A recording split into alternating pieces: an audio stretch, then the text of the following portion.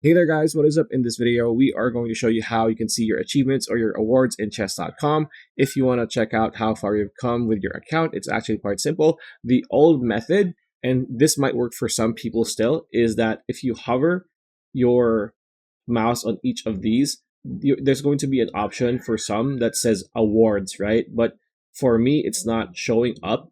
So how do we see the awards or achievements? It's actually quite easy. So if this doesn't work, you want to click on your profile on the lower left corner of your screen, like so.